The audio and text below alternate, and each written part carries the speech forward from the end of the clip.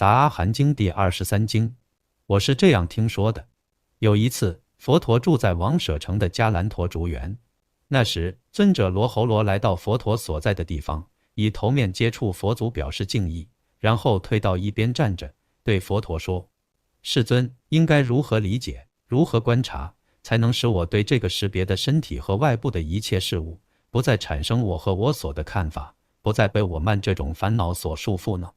佛陀对罗侯罗说：很好，很好，你能够问如来这样的问题，应该如何理解，如何观察，才能使我对这个识别的身体和外部的一切事物，不再产生我和我所的看法，不再被我慢这种烦恼所束缚呢？罗侯罗回答佛陀说：是的，世尊。佛陀告诉罗侯罗：很好，仔细听，仔细听，好好思考，我现在就为你解释。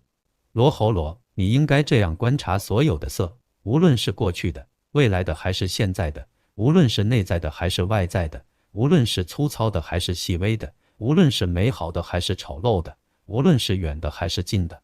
这一切都不是我，不异于我，也不在我之中。应该用平等的智慧正确的观察这一点。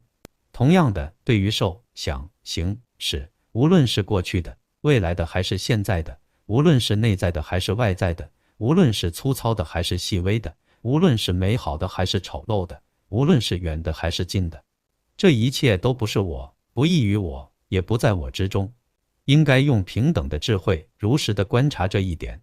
罗侯罗，比丘应该这样理解，这样观察。如果能够这样理解，这样观察，就能对这个识别的身体和外部的一切事物，不再产生我和我所的看法，不再被我慢这种烦恼所束缚。